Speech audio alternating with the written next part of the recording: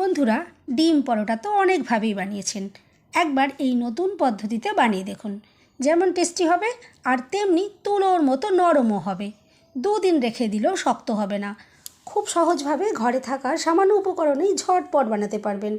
আর এতটাই সফট হবে, হাতের মুঠোয় নিয়ে নেওয়া যাবে। আর দেখে তো বুঝতেই পারছেন কতটা সফট হয়েছে, আর স্বাদেও সেরা সেরা। সম্পূর্ণ ভিডিও দেখতে থাকুন। রেসিপি ভালো লাগলে লাইক, শেয়ার, কমেন্ট ও সাবস্ক্রাইব করে পাশে থাকবেন। দেখে নেওয়া যাক আজকের রেসিপি।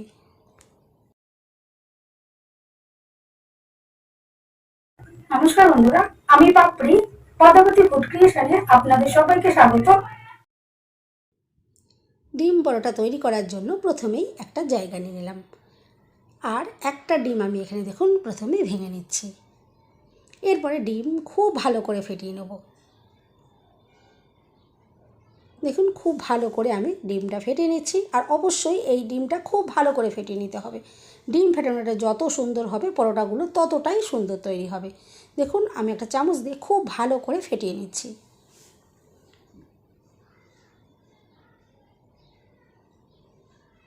দেখুন খুব ভালো করে ডিমটা আমি ফেটিয়ে একদম রেডি করে নিয়েছি। এখন এখানে লাগবে জল। আমি এখানে একটা বাটি মেপে 1 বাটি জল দিয়ে দিলাম। আর আপনারা মাপটা খেয়াল রাখবেন, তাহলে দেখবেন একদম পারফেক্টভাবে পরোটাগুলো তৈরি করতে পারবেন। 1 বাটি জল দেওয়ার পর দেখুন আমি জল আর ডিম খুব ভালো করে এখন ফেটিয়ে নেব।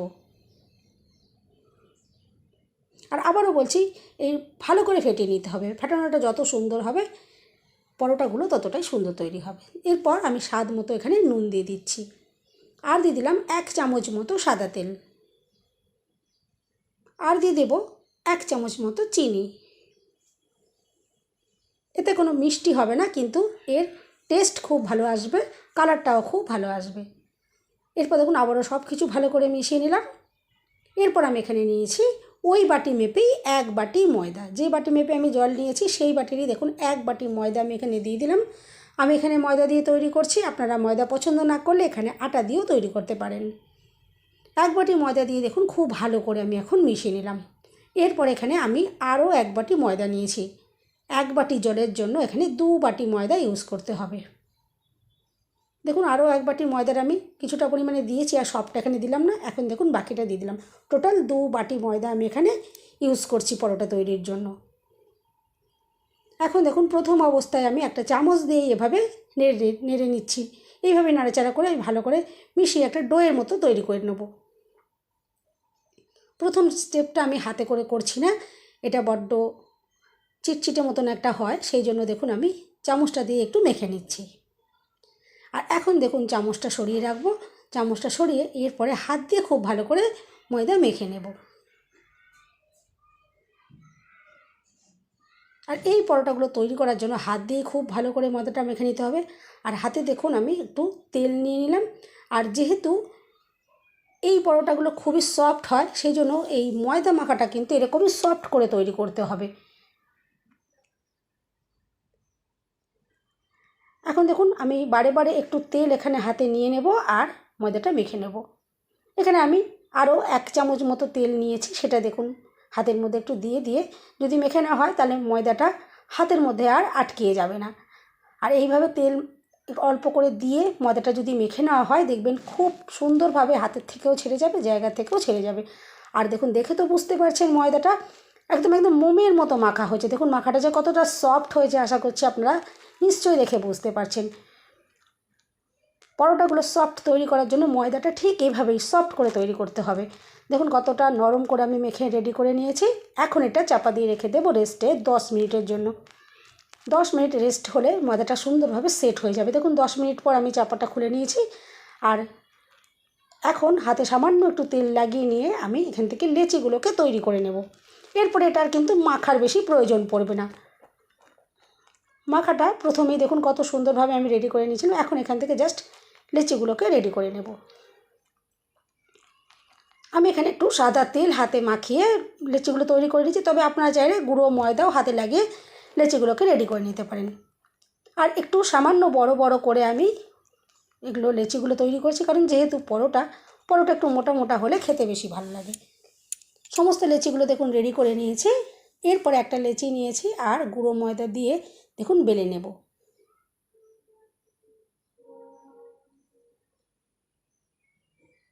এরকমই দেখুন বড় আর একটু পাতলা করে বেলে নিতে হবে।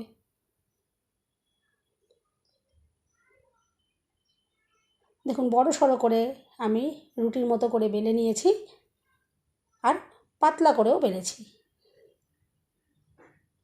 এরপরে ওপরে আমি একটু সাদা তেল দেখুন ব্রাশ করে দিচ্ছি।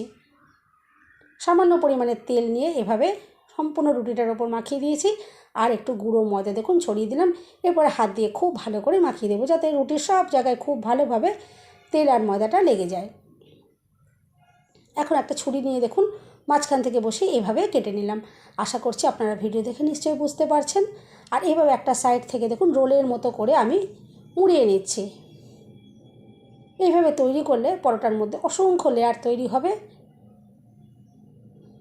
দেখুন এভাবে মুড়িয়ে নেওয়ার পর চওড়া অংশটা আমি দেখুন নিচের দিকে দিচ্ছি আর এইভাবে হাত দিয়ে ঘুরিয়ে ঘুরিয়ে দেখুন একটা লেচির মতো করে তৈরি করে নিচ্ছি। দেখুন দেখে তো বুঝতেই পারলেন কত সুন্দরভাবে লেচিটা তৈরি হয়েছে। এর ভেতরে অসংখ্য লেয়ার হবে। প্রত্যেকটা লেচি আমি ঠিক একইভাবে রেডি করে নিচ্ছি। এরপরে একটা লেচি আমি নিলাম। এটা আমি প্রথমে যে লেচিটা তৈরি করেছিলাম দেখুন প্রথম লেচিটা আমি নিয়ে নিয়েছি আর এরপরে গুঁড়ো ময়দা দিয়ে বেলে নেব। আমরা নর্মাল যেরকম পরোটা তৈরি করি ঠিক সেভাবেই এখন বেলে নেব। বন্ধুরা রেসিপি ভালো লাগলে একটা লাইক দিতে একদম ভুলবেন না। চ্যানেলটা সাবস্ক্রাইব করে পাশে থাকার অনুরোধ রইল। বেল বাটন ক্লিক করে রাখবেন। আমি যখনই নতুন ভিডিও আপলোড করব সঙ্গে সঙ্গে নোটিফিকেশান সবার আগে আপনার কাছে পৌঁছে যাবে। দেখুন নর্মাল করে আমি পরোটার মতো বেলে নিয়েছি। দেখুন আর মিডিয়াম করেই বেললাম, খুব পাতলাও নয় আবার খুব মোটাও নয়। আরেকটা লেচিও আমি নিয়েছি আর ঠিক একইভাবে বেলে রেডি করে নেব।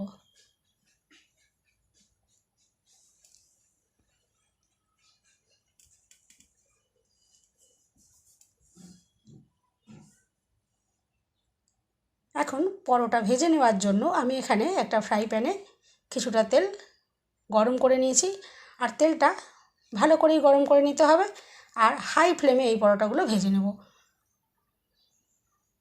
একটা পরোটা দিয়ে দিয়েছি আর একটা সাইড একটু হয়ে যাওয়ার পরে দেখুন আমি পরোটা উল্টে দেব। এইভাবে নাড়াচাড়া করে দু পিঠ সুন্দর কালার করে ভেজে নেব আর ভেতর থেকেও কিন্তু এটা সুন্দরভাবে ভাজা হয়ে যাবে। এই পরোটাগুলো কখনোই লো ফ্লেমে বা মিডিয়াম ফ্লেমে ভাজবেন না, এতে কিন্তু পরোটার ভেতরে তেল শোপ করতে পারে।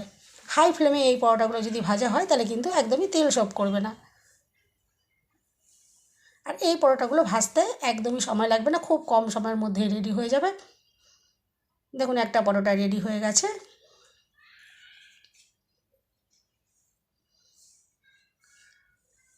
এভাবেই আমি একে একে পরোটাগুলো দেখুন রেডি করে নিচ্ছি। আরেকটা পরোটা একটু দেখিয়ে দিই। দেখুন কত সুন্দরভাবে একদম তেলের মধ্যে ফুলে উঠেছে আর খেতে অসাধারণ হয় আর ভেতরে অসংখ্য লেয়ার তৈরি হবে। দেখুন দেখে তো বুঝতেই পারছেন যে পরোটাগুলো কতটা দুর্দান্ত দেখতে লাগছে। যেমন দুর্দান্ত দেখতে লাগছে খেতেও অসাধারণ হবে। এরপরে একে একে পরোটাগুলো তৈরি করে নেওয়ার পরে আমি আপনাদেরকে পরোটা এখান থেকে ভেঙেও দেখাবো যে ভেতর থেকে কতটা দুর্দান্তভাবে তৈরি হয়েছে আর ভীষণ সফট, এতটাই নরম হবে। দুদিন রেখে দিলেও কিন্তু এই পরোটাগুলো শক্ত হয়ে যাবে না। যে কোনো আইটেমের সাথে অসাধারণ লাগবে। সকালের জলখাবারে বানাতে পারেন বা ডিনারেও কিন্তু এই পরোটাগুলো বানিয়ে নিতে পারবেন, অসাধারণ খেতে। দেখুন একটা পরোটা একটু ভেঙে দেখাই আর এভাবে হাত দিয়ে একটু চাপ দিয়ে দিয়ে যদি করে নেওয়া হয় তাহলে কিন্তু ভেতরে যে লেয়ারগুলো আছে খুব সুন্দরভাবে খুলে যাবে। আর কতটা সফট হয়েছে দেখে তো বুঝতেই পারছেন, হাতের মুঠোর মধ্যে একদম নিয়ে নেওয়া যাচ্ছে। যেমন খুশি দেখুন ভাঁজ করা যাবে, কোনো রকম ভেঙে যাবে না বা ছিঁড়ে ফেটে যাবে না। এরপরে একটু পরোটা একটু ভেঙে দেখাই, দেখুন কতটা যে তুলোর মতো সফট হয়েছে। আশা করছি আপনারা পরোটাটা ছেড়েটা দেখেই বুঝতে পারছেন ভেতরে অসংখ্য লেয়ার আর একদম তুলোর মতো নরম হবে। বন্ধুরা রেসিপি ভালো লাগলে একটা লাইক দিতে একদম ভুলবেন না। চ্যানেলটা সাবস্ক্রাইব করে পাশে থাকার অনুরোধ রইল। সবাই সুস্থ থাকবেন, ভালো থাকবেন। দেখা হবে নেক্সট ভিডিওতে।